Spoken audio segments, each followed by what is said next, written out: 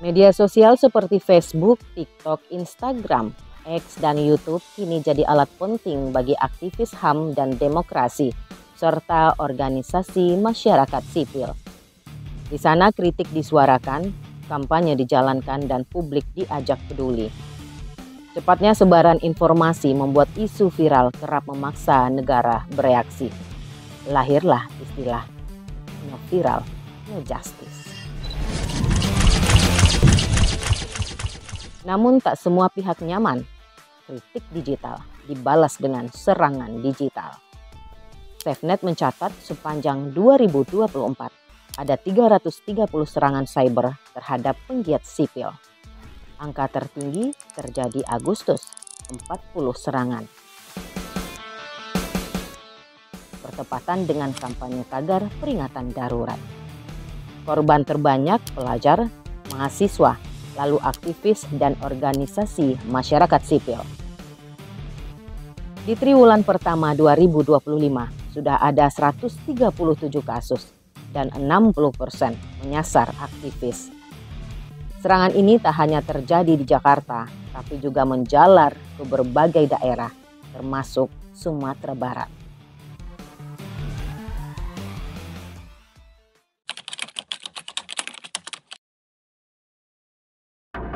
Ferry Amsari dikenal sebagai pakar hukum tata negara yang kritis.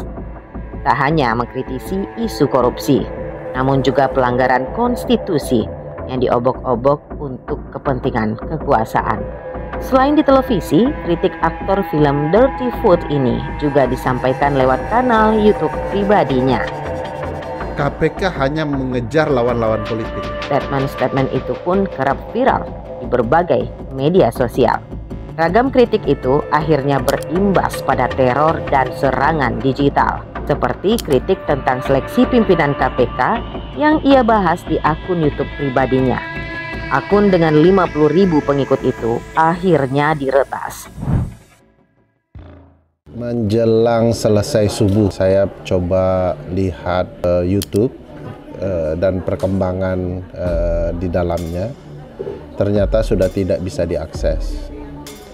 Begitu YouTube sudah tidak bisa diakses, saya coba lihat di Gmail. Ternyata Gmail juga sudah tidak bisa diakses. Yang paling parah Gmail yang punya berbagai hal, kontak teman-teman dalam negeri, luar negeri, guru-guru saya, persiapan proposal sekolah, jurnal-jurnal, rancangan buku, semua tidak bisa diakses lagi. Itu mengganggu betul. Tidak kuat dan tidak serius ya. Sebenarnya sudah beberapa kali ada upaya mengakses ruang-ruang personal saya, baik YouTube, Gmail maupun IG kalau saya tidak salah. Tetapi karena waktu itu notifikasinya cepat, saya selalu bisa cegah. Cuman kali ini karena geraknya sepertinya sebelum subuh, jadi agak serius. Baru sadar memang harus lebih serius menjaga keamanan. Lalu bagaimana seharusnya kita menghadapi serangan digital? Ada beberapa hal yang dilupakan oleh aktivis ataupun pembela HAM ketika melakukan kegiatan-kegiatan di internet. Jauh sebelum membuat akun, terlebih dahulu kita seharusnya menggunakan beberapa langkah keamanan seperti authenticator, security key, ataupun verifikasi 2 langkah. Nah, itu menjadi titik awal bagi kita untuk mengamankan serangan digital kepada akun kita. Ketika menjadi content creator ataupun hal-hal yang bersuara ke publik, kita harus membedakan Gmail kita dengan Gmail pekerjaan kita. Ketika Gmail pekerjaan kita diretas, Gmail pribadi yang berisi kontak pribadi, kontak-kontak narasumber, ataupun kontak-kontak kerabat, itu masih aman. Ketika sudah mengalami peretasan, tentu apa yang masih bisa kita miliki, misal Gmail masih bisa kita miliki, tentu itu yang harus kita kuatkan terlebih dahulu, baru berupaya mengambil kembali YouTube. Ataupun misalnya Instagram kita diretas, Kalau misalnya emailnya masih bisa, yang terhubung dengan Instagram itu masih bisa kita kuasai, tentu email ini harus kita perkuat dan mencoba masuk menggunakan email ini, karena beberapa langkah upaya masuk itu bisa menggunakan verifikasi 2 langkah tadi, apakah nomor handphone ataupun pakai security key atau authenticator. Kalau keamanan itu sudah dilengkapi di tubuh ataupun di akun Gmail, akun Instagram, itu akan sangat sulit direntas. Tetapi sekali lagi bahwa tidak ada hal yang aman dalam berdigital, karena yang bisa kita lakukan adalah mengantisipasinya. Apa yang dialami oleh Ferry Amsari bisa saja terjadi kepada para aktivis maupun pengguna media sosial lainnya. Untuk itu, keamanan digital perlu ditingkatkan.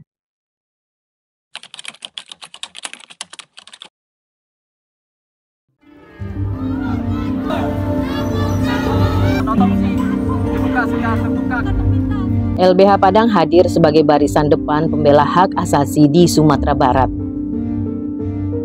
Tak hanya lewat jalur hukum, mereka juga memanfaatkan media sosial sebagai alat advokasi, menyuarakan kasus pelanggaran HAM dan demokrasi. Salah satu unggahan yang ramai diperbincangkan publik adalah kasus kematian Afif Maulana, bocah yang diduga menjadi korban kekerasan aparat di jembatan Kuranji Padang. Kasus ini menyita perhatian luas, baik di media arus utama maupun media sosial. Namun viral di media sosial tak selalu membawa simpati. Banyak juga yang tak suka dan mengecam, terutama ketika menyentuh isu penyiksaan dan kriminalisasi warga. Akibatnya, akun medsos LBH dan para stafnya jadi sasaran serangan digital dari doxing hingga upaya peretasan. Dalam beberapa tahun ke belakang, sebenarnya LBH sudah mulai melakukan advokasi berbasis digital. Tentu dengan advokasi berbasis digital ini berbanding lurus dengan serangan-serangan digital yang dihadapi oleh LBH Padang. Yang paling sering kami rasakan sebenarnya yaitu doxing. Di mana doxing itu, apalagi dengan intensitas advokasi kita yang sudah tinggi dan sudah ada terjadi public awareness di dalam hal itu, tentu doxing ini berjalan untuk mengganggu hal tersebut. Biasanya doxing dilakukan tidak dengan riset yang cukup dalam juga sebenarnya, bahwa dia cukup melihat profiling bahwa ini adalah A atau B nama PBH, lalu dipublish, atau lembaga bantuan hukum ini diputarbalikkan faktanya bahwa telah melakukan ABCD, hal-hal yang tidak pernah kami lakukan gitu. Sebenarnya dalam tahapan itu kami memiliki sebenarnya tingkatan leveling, di mana ada leveling tingkat itu sedang atau berbahaya. Nah, kalau sedang, bagaimana advokasi digital yang sudah menyerang balik dan yang lain, cara kami adalah untuk menawarkan atau untuk memberikan public awareness dengan cara memberikan public awareness kembali kepada pengguna media sosial. Tapi kalau dalam tingkatan berbahaya, tentunya sikap ini yang kita ambil secara kelembagaan, melihat bagaimana masalah tersebut pertama. Yang kedua, untuk mengatasi itu tentu dengan langkah-langkah mitigasi keamanan seperti apa. Dalam doxing ada potensi untuk loss akun tentunya. Kita diserang balik dengan untuk peretasan dan lain-lain, atau bahkan sampai akun-akun pribadi kita diretas gitu. Serangan digital terhadap LBH Padang bukan insiden acak, tapi diduga digerakkan pihak tertentu yang ingin membungkam kritik. Meski mereka telah memiliki sistem pengamanan cyber, tak semua pengabdi hukum punya literasi digital memadai. Lalu, bagaimana seharusnya pengamanan digital terhadap lembaga?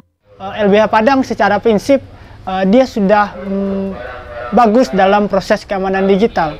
Yang paling penting adalah memang dalam sebuah lembaga yang beraktivitas di kegiatan-kegiatan sosial ataupun masyarakat sipil, memang soal bagaimana SOP-nya dibangun.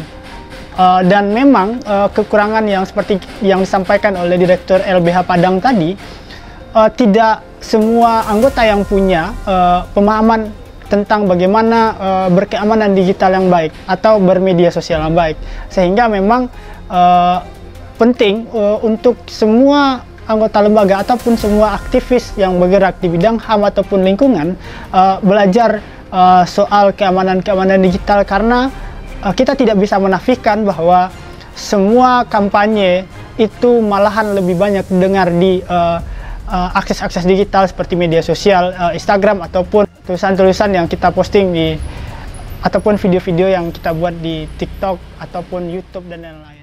Di tengah lanskap digital yang penuh risiko, advokasi online tetap penting. Suara publik harus terus disuarakan. Namun bekal pengetahuan dan perlindungan digital yang mumpuni juga perlu dimiliki oleh aktivis dan organisasi masyarakat sipil.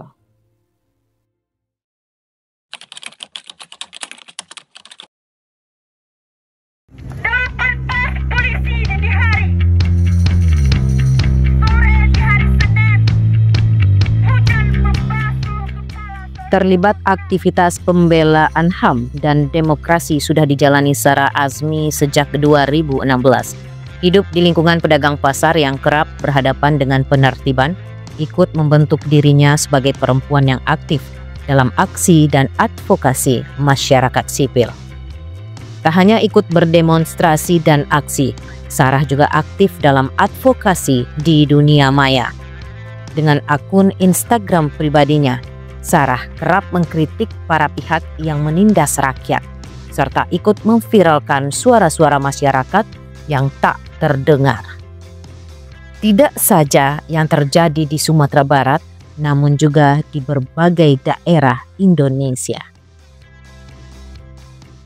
Pada tahun 2020, Instagram saya pernah dimasuki oleh, kan ada pemberitahuan login akun di Instagram itu.